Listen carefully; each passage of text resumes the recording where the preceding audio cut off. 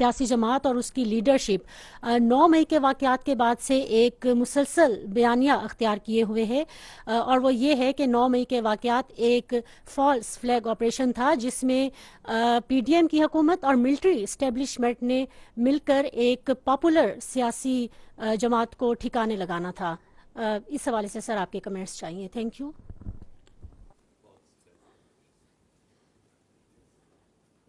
دیکھیں، یہ جو آپ نے بات کی ہے کہ 9 مئی کا سانحہ فوج یا ایجنسیوں نے کروایا، اس سے زیادہ شرمناک اور افسوسناک بات نہیں کی جا سکتی۔ یہ بات کہنے والوں کی زہریلی سوچ اور سازشی ذہن کی عکاسی کرتا ہے۔ وقت کی قلت کے باعث میں صرف چند زمینی حقائق آپ کے سامنے رکھتا ہوں اور آپ خود فیصلہ کیجیے۔ C C T V footages, audio recordings, تصاویر اور ملوث افراد کے اپنے بیانات سے یہ واضح ہوتا ہے کہ ایک منصوبہ بندی کے تحت 9 مئی کو چن چن کے فوجی تنصیبات کو نشانہ بنایا گیا، اور 9 مئی سے بہت پہلے ہی لوگوں کی فوج کے خلاف ذہن سازی کی گئی، فوجی قیادت کے خلاف ذہن سازی کی گئی۔ میں آپ سے سوال کرتا ہوں، کیا یہ ذہن سازی فوجی قیادت نے خود کروائی اپنے خلاف؟ گرفتاری کے چند گھنٹوں میں ملک بھر میں 200 سے زائد مقامات پر صرف فوجی تنصیبات پر حملہ کروایا گیا۔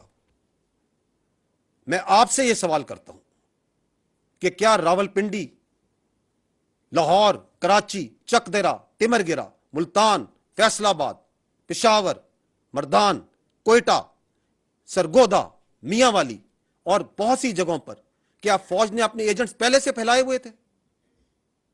میں آپ سے یہ سوال کرتا ہوں،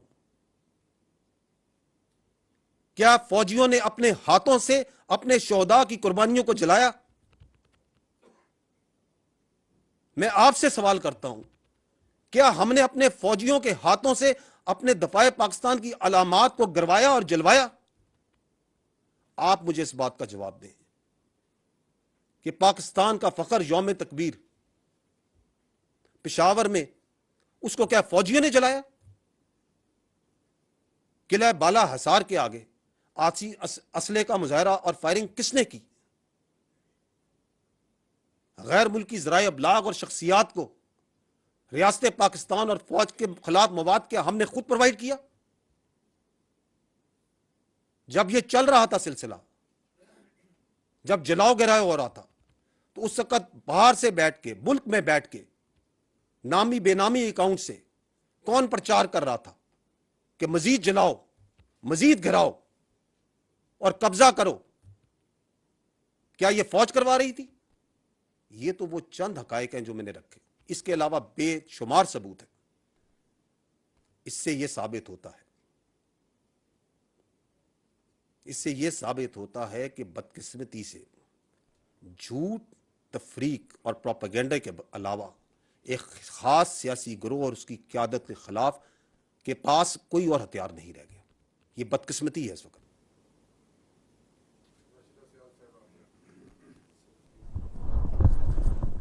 شکریہ سر۔ راشدہ سیال اب تک سے۔ سر، آپ نے جیسے کہ ذکر کیا کہ ہیومن رائٹس کی وائلیشنز کے حوالے سے بھی پروپیگنڈا کیا جا رہا ہے، اور ہم یہ دیکھتے ہیں کہ 9 مئی کے بعد سے اندرون ملک بھی کچھ جیسے کہ سیاسی جماعتیں ہیں یا کچھ سیکشنز ایسے ہیں جو اس حوالے سے پروپیگنڈا کر رہے ہیں، اور پھر بیرون ملک سے بھی ایسی آوازیں آئیں، خاص کر کے شیلا جیکسن اور یو ایس کانگریس کے دیگر جو ممبرز ہیں ان کا ایک لیٹر بھی ہے سیکٹری بلنکن کے نام، جس میں یہ کہا گیا ہے کہ پاکستان میں ہیومن رائٹس کی خلاف ورزیاں کی جا رہی ہیں، اور یہ نیکسس ہے ملٹری اسٹیبلشمنٹ کا پی ڈی ایم گورنمنٹ کے ساتھ، یہ گٹھ جوڑ سے یہ سب کچھ ہو رہا ہے اور کرش کیا جا رہا ہے یہاں پر پولیٹیکل اپوننٹس کو۔ آپ کا اس پہ کامنٹ؟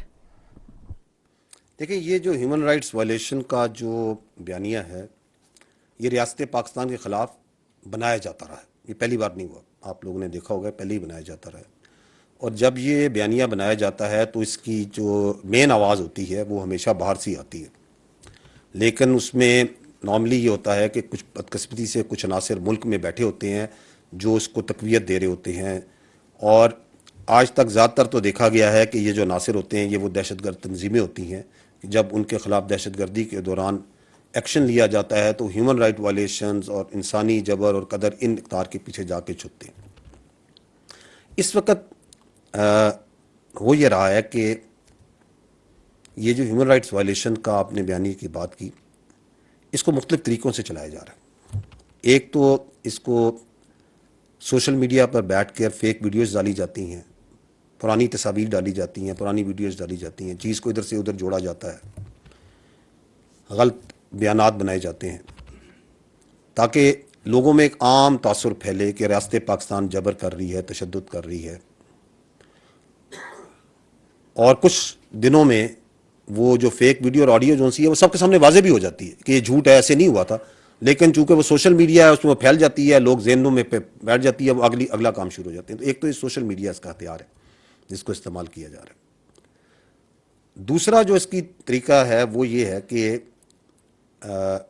پوشیدہ روابط کی بنیاد پر یا پیسے کے استعمال سے مخصوص لوگوں کو باہر جو بیٹھے ہوئے ہیں یا کوئی ایجنسیز یا این جی اوز، ان کے ذریعے بیانات دلوائے جاتے ہیں اور ایک ماحول کریٹ کیا جاتا ہے کہ جی ہیومن رائٹس وائلیشنز جو سی ہیں پاکستان میں بہت زیادہ ہیومن رائٹس وائلیشنز ہو رہی ہیں، ریاست کر رہی ہے، فوج کر رہی ہے. وہ دنیا میں کہیں اور ہو، آپ کے پڑوس میں ہو رہی ہو، کہیں اور ہی ہو، ادھر نہیں. وہ اس کے اوپر بیٹھ کے ادھر فوکس کریں کہ جی یہ جھوٹ کے بنیاد پر جو ہے اس کو چلاتے ہیں. لیکن تیسرا اس کا جو چہرہ ہے وہ اس سے ہی مکروہ ہے اور زیادہ خطرناک ہے. اور وہ یہ ہے کہ اس پوری دونوں چیزوں کو اکٹھا کر کے پھر ایک کیس بنایا جاتا ہے بیرون ملک دارالخلافوں میں، آرگنائزیشنز کے پاس جا کے کہ جی چونکہ یہاں ہیومن رائٹس وائلیشنز ہو رہی ہیں اور جبر ہو رہا ہے اور یہ گلوبل نارمز کے خلاف ہے، تو پاکستان کی معاشی اور تجارتی معاونت بند کر دی جائے. اب وہ اس لیے کرتے ہیں تاکہ پاکستان میں افراتفری پھیلے، معاشی حالات خراب ہوں، بے چینی پھیلے، اور اس کے اندر سے ان کی جو سیاست ہے اس کے لیے رستہ نکلے اور جو مضمون سیاسی مقاصد ہے، ان کے اقتدار کی ہوس ہے، اس کو کوئی رستہ مل سکے. تو یہ تو ان کا ایک طریقہ واردات ہے. حکومت پاکستان اس سے بخوبی آگاہ ہوتی ہے اور بخوبی آگاہ ہے، اور وہ مختلف جو غیر ملکی ذرائع ابلاغ ہیں، سفارت خانے ہیں، ان کو جا کے بریف بھی کرتے ہیں اور ان کو حقائق سے آگاہ بھی کرتے ہیں جس کی جزیات و تفصیلات وہ بہتر بتا سکتے ہیں. لیکن یہاں پہ جو پوائنٹ میں ایک آپ کو مزید بتانا چاہوں گا وہ یہ ہے کہ یہ جو ہیومن رائٹس وائلیشنز کا پرچار کیا جا رہا ہے اور جو واویلا مچایا جا رہا ہے، میں تو کہوں گا جو واویلا مچایا جا رہا ہے باہر کے ملکوں میں جا کے، بجائے اس کے کہ پاکستان میں اپنا مقدمہ لڑے، باہر کے دارالخلافوں میں جا کے جو یہ مچایا جا رہا ہے.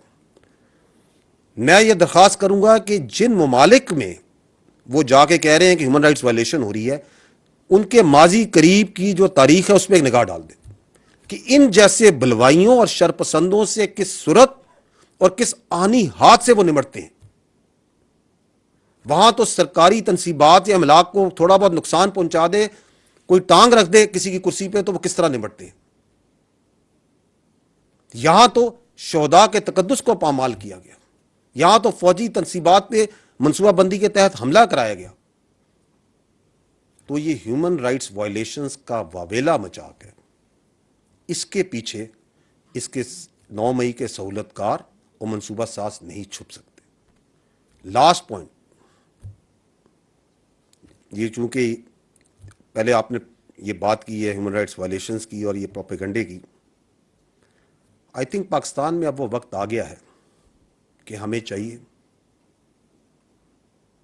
کہ جو جھوٹ کی کرنسی ہے اس کو ختم کریں اور سچ چاہے وہ کتنا بھی کڑوا ہو اس کو ہضم کرنے کی اپنے اندر صلاحیت پیدا کریں.